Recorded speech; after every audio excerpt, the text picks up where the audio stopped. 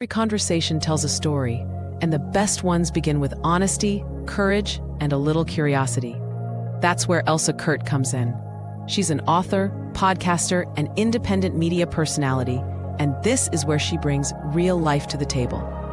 Authors, thinkers, creators, leaders, everyday folks with extraordinary journeys. We sit down, we dig in, and we talk about what matters, what's messy, what's beautiful, and what just might inspire you to look at the world a little differently. So pour a cup of something good, settle back and join me. This is Elsa Kurt Interviews, where truth has a seat and everyone's welcome. What happens when one man lives through decades of change across law, media, politics, and technology, and actually stops to reflect on it?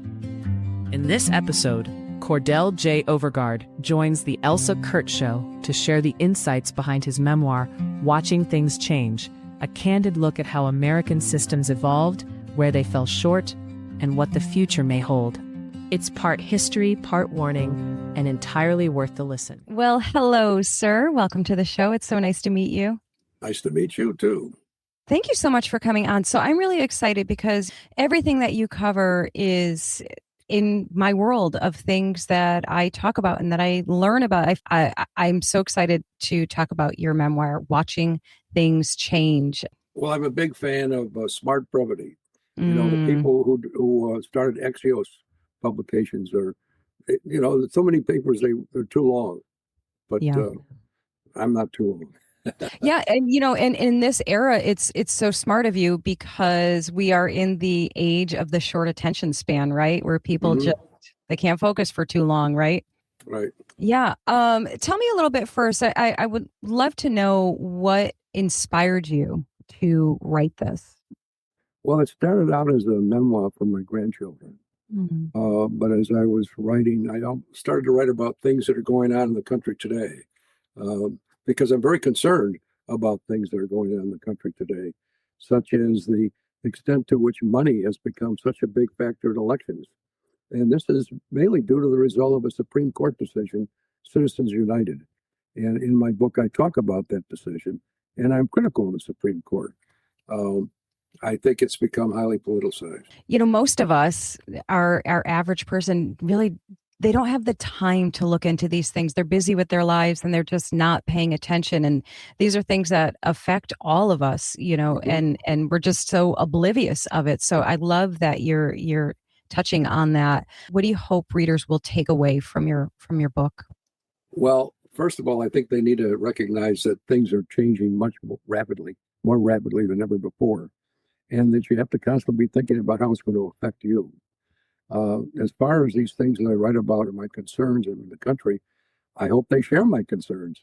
It's not going to be easy to deal with these situations. And we'll talk about Citizens United later and how that's a difficult thing to overcome. Yeah. Do you find that the younger generation of today, and we're talking, you know, I'm talking like your 20s to 30s, we'll say, do you feel that they're more or less engaged in what's happening in the world? You know, that's hard for me to answer because I don't have that much to do with young people like that. I hope they are. Of course, one of the things that we could talk about is the huge assortment of things people have to go to, you know, emails and also not Gmail, but social media has become such a big thing. And that's one of the things that we need to talk about is how people are getting their information. That's very important. Yeah, it's gotten to be kind of the Wild West out there, right? Everybody is an authority or an expert. And if everybody's an expert, nobody's an expert, right? Well, and also if the people that you're relying on for information have views that are not good and you don't recognize it, they're going to taint your views too. So you have to be very careful about who you talk to or who you listen to.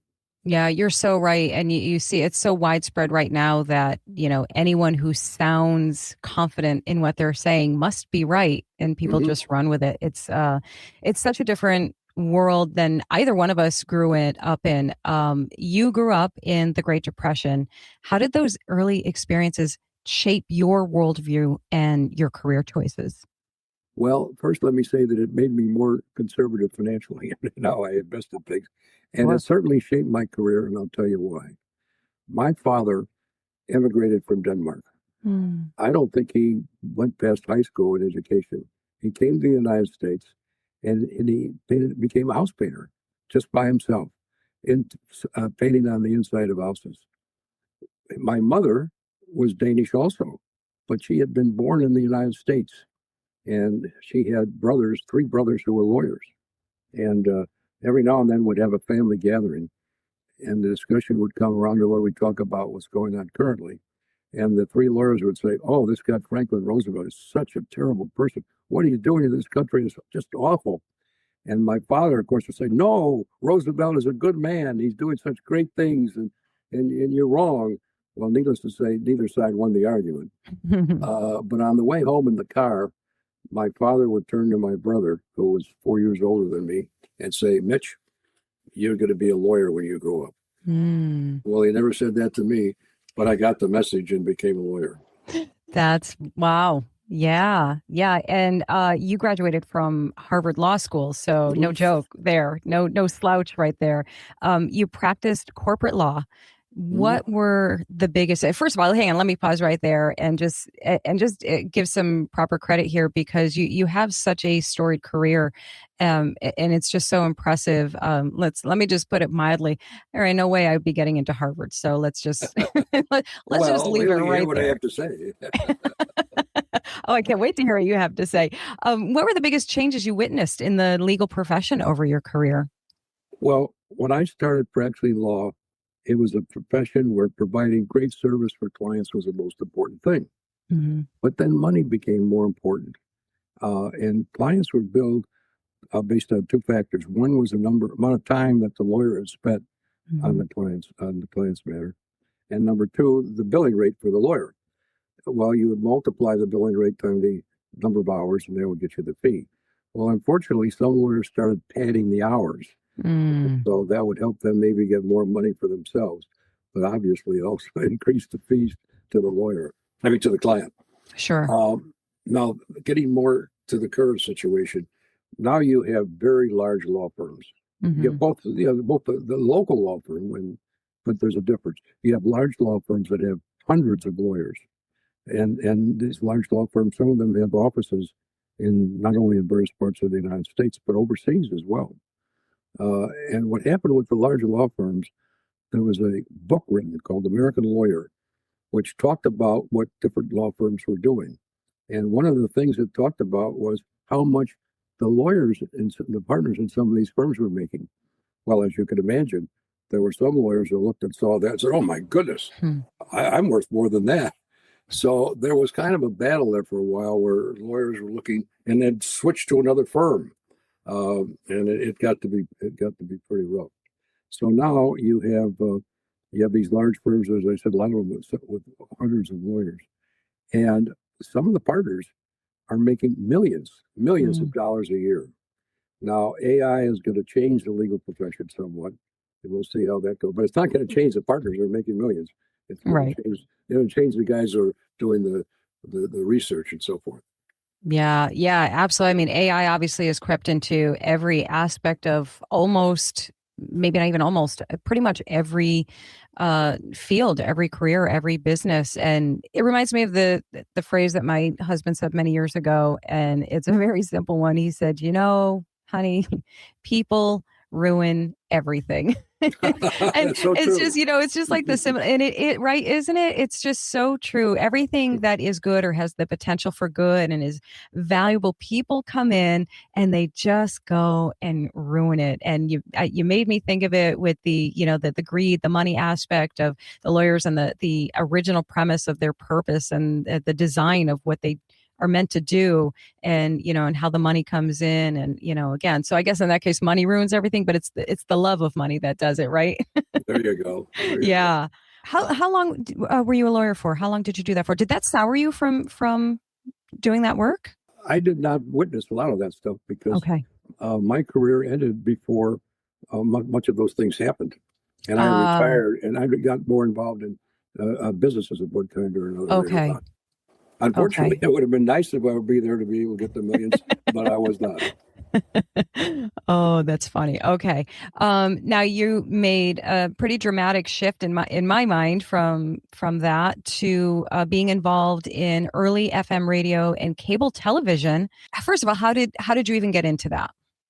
Well, when I was practicing law, I was asked to represent a man who was in Beardstown, Illinois.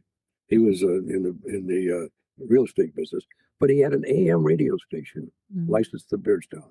And he was smart. He went to the FCC and he kept getting a stronger signal and he kept increasing the signal. And lo and behold, all of a sudden, this AM from Beardstown, Illinois was covering St. Louis, was doing well there. Well, he sold it and made a good bit of money. And at that time, AM was in its early stages. I mean, FM was in its early stages. And people who had FM stations didn't really realize what they had. And they weren't really making much money, if any, with their FM station. Well, this man, Woody Sudbrake, went out and he bought 6 FM stations. Oh. And then he worked with a man called Jim Schulke, who had a beautiful music format for FM. These were all FM stations we're talking about. Schulke had this beautiful music format with match flow. There was one song when we go for the next. No, it was all music. It was all music. No singing or anything like that. And the voices were low too. The announcer really would talk about the commercial, but not much else. In any event, they became very popular, these FM stations with the beautiful music format. And Sudbrake was able thereafter to sell his stations for a considerable amount of money, much more than he had paid for it. And Schulke was lucky enough to sell his format to Cox Broadcasting. Wow. And he got a good amount for that too. Well, their timing was perfect because thereafter you had more and more different types of broadcasting coming into FM and AM, more different formats, one kind after another. And then you got to the point where the internet was bringing in stations too. Of course, as time went on, broadcasting AM and FM both became less popular. But at the current time, I'm told, or I read, that one company has 600 radio stations in the United States, which is unbelievable. Yeah, it is. It is. AM became more involved with, like a lot of it was ethnic and religious and things such as that. Right. Yeah, AM is basically considered, like, to this day, like it's mostly talk radio, right? Like it's usually that's the format typically, and of course FM is mostly music, of course, but the DJs, I would imagine. So you've obviously seen that whole transition in real time, like you actually were a part of that happening. Tell me a little bit about like each of these major significant changes. Did you view them at the time? Because we tend to just naturally resist dramatic change. Did you view them even then, the switch from the AM to FM in popularity? Did you view that as a good thing, as a bad thing, indifferent? Like each one of these changes, really, I guess that would be my question. Well, as a listener, I enjoyed the change to FM. Yeah. But as a small businessman, we couldn't afford FM radio. But I joined with another man, and we had AM radio stations. Matter of fact, it got to he died, and I sold my last AM radio station a year ago, and you'll never guess the format. Hmong, Hmong. The Hmongs really? The Hmongs worked with the U.S. in the Vietnam War, and a lot of them came to the United States. But needless to say, a lot of it was Hmong. The language was Hmong. That's fascinating. I never would have been able to guess that, by the way. Thank you for being kind and not like making me put out a guess on that, because I would have failed miserably. I would have froze. And again, now you have another. I didn't talk about cable television. Oh, please do. All right. Cable, I was involved with cable in its early stages too. And in its early stages, cable was in small towns where people could not get TV signals. And so what happened is a company would come in and they'd put up a tower, and the tower would have a thing at the top which would pick up the signal from a big city nearby. Yeah. And they would then amplify that signal and send it through cable into the area that they were serving. Unfortunately, they were able to run the cable on telephone poles. But then as time went on, so I got invested in cable too. What decade was that? Do you happen to remember, like, time frame? I really, I would say it would have been in the 60s or somewhere Okay. around that. I met this man who was a broker for radio stations, and he talked me into investing in a cable company, just a tiny little system in Illinois. And then he went and he got franchises in towns along the Illinois-Wisconsin border on the Illinois side. And he formed a new company. Mm. I was able to get some of my clients to join me and invested in this new company. And we got to the point where we had to decide what equipment we would use. He wanted to use equipment which was new. He said, "This is great stuff. It'll really work better." I said, "No, we're a little company. We should not be the first kid in the block with this company." So we split the company in two. And I rode home that night to think, what did I get myself into? In any event, I then did some franchising on the Wisconsin side and built a cable system. And I had these clients of mine investing with me. Subsequently, we sold it because it got to the point where cable was starting to have programming and selling advertising, and we were too small to be able to do that, so we sold it. I'm so fascinated in trying to get in your mindset at those times of these changes. So what was it just, I hate to use the word luck because I don't know if I really believe in luck, but what sparked your interest in each of these different fields? Because was it something that, were you watching, trends? Were you watching what was trending? Did you feel like you had like that kind of innovator eye that you were seeing things that were about to become something? The lesson for people is you have to watch what's going on and take advantage of opportunities. I mean, I never in a million years would have thought I was going to get involved in radio station ownership or cable television. But you just have to get involved. You have to meet a lot of people and see what the opportunities are. And they may be in areas you never would have conceived of or even thought about. Yeah, it's that leap of faith in yourself too, that or in what you're interested in, because most people, a lot of people fear will hold them back, uncertainty. And that's the difference right there, right? Like the decision makers, the quick decision makers. And now you made another shift or added, actually, let me ask that. Were you just adding each of these things that you've done throughout your life? Were they added on or were they actual pivots and shifts, or are they just adding more? It was more adding more, and in some cases taking some off, like law. Okay. Where I stopped practicing law. Sure. Okay. Yeah. And the next thing you added then was getting into politics and public service. You were politically active, and that includes working with the White House and staff ethics. Ethics commissions. How did your legal background influence your political involvement? I don't know that it really did. Okay. When I was in law school, I really was not much of thinking about politics, and even when I graduated. But what got me into it was that my wife and I moved to Evanston, Illinois, and a classmate of mine had a young Republican organization, which was very active and had a lot of good people.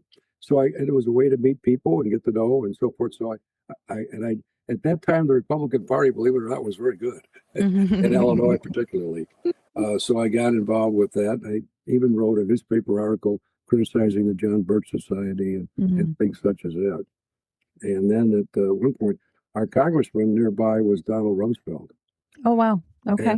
And, he saw what I was doing, and he talked to me, and he recommended to the White House that I become a part-time advance man, part-time presidential advance man. And Nixon was the president at the time. Well, it was part-time, so foolishly or not, I agreed to do it, and was cleared by the Secret Service. Maybe I'm getting ahead of myself, but I only did one advance for Nixon. That was, he was doing a motorcade across the state of Ohio, and I was sent to Columbus. And what was typical, you would get there 7 days or so in advance, meet with the Secret Service, and you had two goals. Number one, safety, to make sure that where the president was, he would be safe. And number two, appearance. You wanted him to look good when he was there. In this situation, I was able, with a young teacher, to get 3 high school bands to come out. And they were playing music with the crowd was coming and they were playing with their band. Well, the motorcade was overdue, and I was really worried about whether they would be there. So we started marching the bands on the street. Finally, the motorcade came and Nixon's limousine stopped just right next to where I was. The front of it opened up. Nixon stood up with a microphone and gave a speech. Wow. Wow. It was So that I understand. So your task was basically prepping all of the things that are supposed to happen before his arrival, so that everything that happens when he gets there is on schedule. Everyone's where they're supposed to be and doing what they're supposed to. Gee, no pressure, right? No pressure. Well, another example, I did one advance for Ford, who succeeded Nixon. And that was in an auditorium where he was going to speak. And in that situation, what you did was you would open up various parts of the auditorium depending upon the crowd. Because the last thing you wanted was to have cameras looking at us, empty seats in the auditorium. How did you know what you were doing? Like, how did you Well, that's confidence to walk in there and go, yeah, I've never done this job before, but I got it. Well, I did spend some time, not a lot, at the White House. As a Right. matter of fact, Okay. I was in the White House shortly after Watergate. Wow. And I was with these group of people at a table.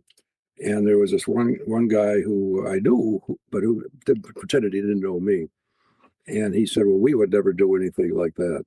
Well, it turned out they did. Yeah. Wow. I can't even imagine those experiences. I can't imagine it from the perspective of just jumping in the way that you did is so impressive. Again, not that you were jumping in blind and you didn't know what you were doing, but to be able to figure out and navigate all of that, all those new experiences in high pressure scenarios is just, it's that in itself is just so impressive. In your book, you talk about surviving and adapting in a rapidly changing world. Can you elaborate on the Charlie Davis rule that you mentioned in the book? Charlie Davis was a tax lawyer in the firm I was with. He was an unusual person, and he was very polite. He would open the door for you, and he was constantly thanking people. He would thank everybody. Thank you, thank you, thank you. And I looked and I saw people like to be thanked. And I started doing it myself, where where people would thank that never would have been thought of it. They would be thanked, and it helped. He was good for one other thing. There would be meetings where people would be discussing things, and he would be quiet. And then when it was over, people would turn to him, and he would have the answer because he was listening to what everybody said. He was quite a guy. Yeah, that's a skill in itself, and I agree with you so much. The thank you rule is people really do underestimate how valuable a thank you is. Yes, it changes a tone almost instantly. It's amazing. Yeah, I love that. I like to do that as well. I think it's just simply, good manners and courtesy and kindness. And that's it right there. When somebody says thank you, it makes you want to do things for them. Yes, so absolutely. I hope everybody takes that valuable advice and runs with it. There'll be a lot of thank yous going around, hopefully today and tomorrow. You talk about also in your book, you talk about personal challenges, like dealing with the Steve Small kidnapping case. Tell us a little bit about that and how that shaped your outlook on life. Well, it was a dramatic incident. My wife and I were in bed at 11:30 at night. The phone rang. And I picked it up, and this man said that he was Steve Small's son-in-law, and that Steve Small had called him and told him he'd been kidnapped, and the kidnappers wanted $1 million ransom. And Steve said to the man, "Call Cordy, don't call the police." And he had him call me because he thought I could raise the money and so on and so forth. Well, I put the phone down, and right away I called the FBI and told them about it. And they were fantastic. They were able quite soon to identify who the kidnapper was. And I think the main way they were able to do that is the kidnapper went to payphones at gas stations and so forth. And somehow or other, they were able to track that. And one time, I think they had a plane that was even flying over. This was in Kankakee, Illinois. So at one point, they were questioning him, and he said, "We better hurry."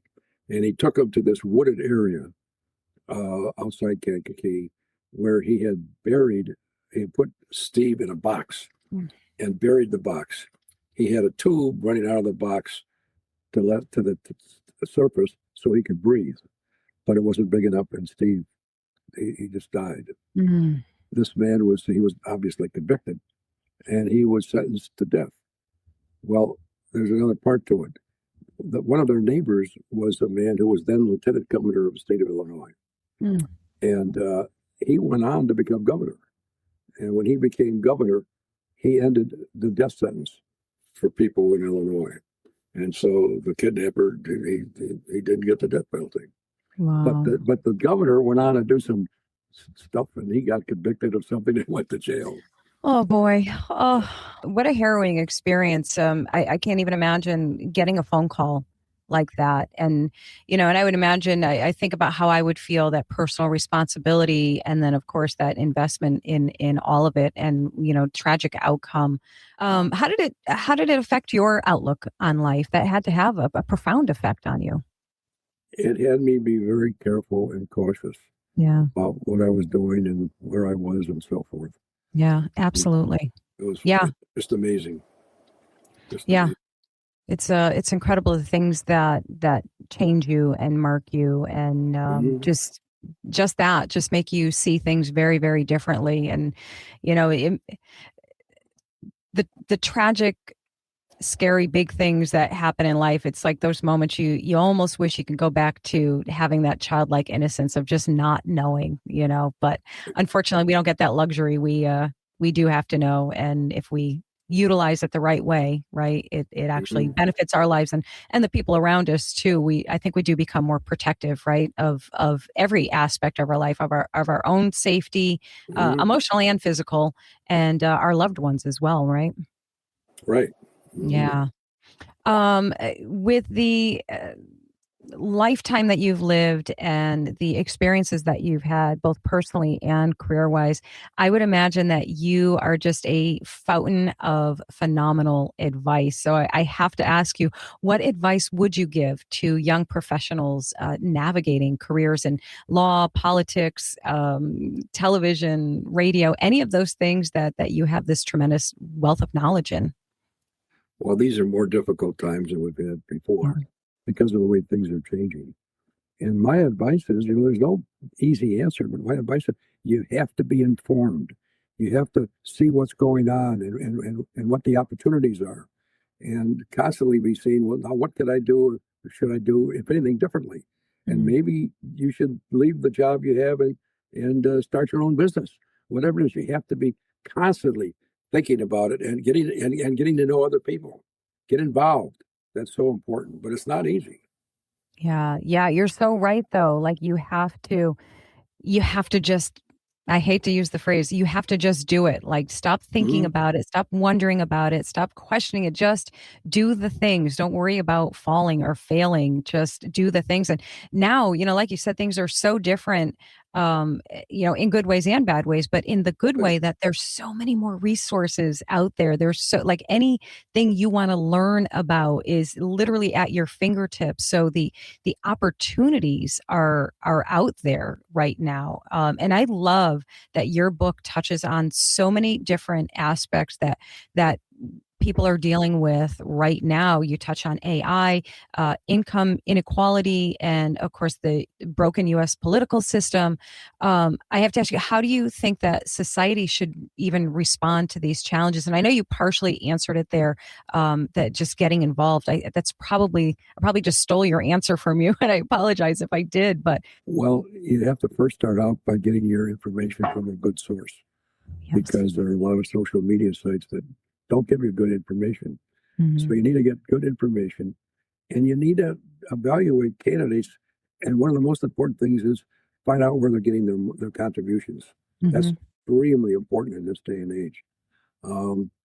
But it's hard, and you need it, but you need to be involved. That doesn't necessarily mean that you become going door to door for a candidate or so forth, but you need to evaluate the candidates as best you can in this changing climate.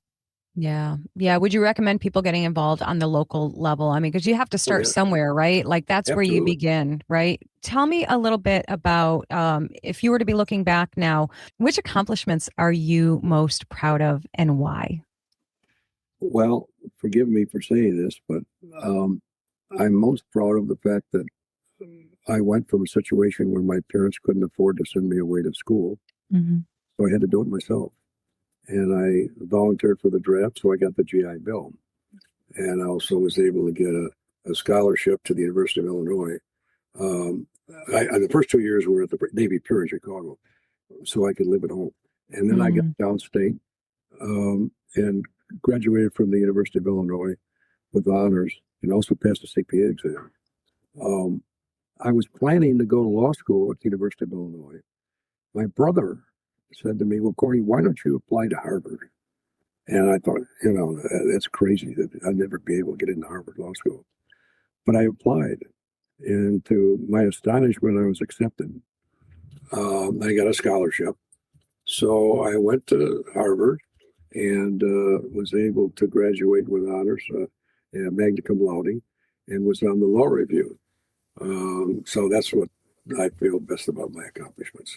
Yeah, I listen. No apology needed for that. I think that's so well deserved. I think there's so much to be said for being self-made, and we all know that there's people in your life that support you and applaud you and cheer you on and all of those things. But to pull yourself up from, against the odds I think is so impressive, and I think it makes you value everything that you have and that you accomplish so much more. This has been such an honor and a privilege to listen to you and learn your story and all of the things that you've done over the years is just amazing. The book sounds absolutely incredible. I feel like it's, I feel like it should be treated almost like a how-to guide because it's there. I'm not saying that it is, guys, but it kind of sounds like you should be having that mindset when you read it. If you want to see and get kind of a firsthand account of what it looks like to create carve out such a unique and fascinating life. This is the book that will help you do it. Can you tell everyone where to find the book? And if you're doing, I'm sorry, I don't know if you're doing any in-person book signing events or anything like that, but if you are, please feel free to share where they are and website, all that good stuff. Well, the book is available on Amazon. It's also available in Barnes & Noble. Maybe available elsewhere. It was featured at the book fair in London. So it should, I think it was a little back ordered on Amazon recently, but it should be available there. So nice. That is not a bad problem to have. That means they're buying it. That means they want it. Right. But I really want people to get involved in these times we're in. Very concerning. I'm very worried about where we stand. Yeah, absolutely. I agree. The more you get involved, the more you educate yourself and learn about what's happening in the world and in your own communities, the better you'll be able to contribute something meaningful to the world, right? Mm-hmm. Yeah, thank you. Absolutely. Guys, everyone, I will be putting those links in the show notes for you. So you'll be able to click right on it, go right to that Amazon site and check out the book and all that good stuff. Again, I thank you so much for coming on the show today. And it was a joy to talk to you. Thank you. Well, thank you so much, Elsa. I very, very appreciate you. Absolutely. All right, guys, take care. We'll see you in the next episode. Bye-bye. Bye-bye. You've got a story worth sharing. Now it's time to tell it well. Whether you're an author, entrepreneur, influencer, or podcast guest, stepping in front of the camera or microphone can feel overwhelming. On the other side of the mic is your practical, encouraging guide to becoming a confident, authentic, and engaging interviewee. Written by media personality and best-selling author Elsa Kurt, this book blends real-world wisdom from hundreds of interviews with a touch of humor, grace, and heart. It's more than a how-to. It's a roadmap to presence, professionalism, and peace in every conversation.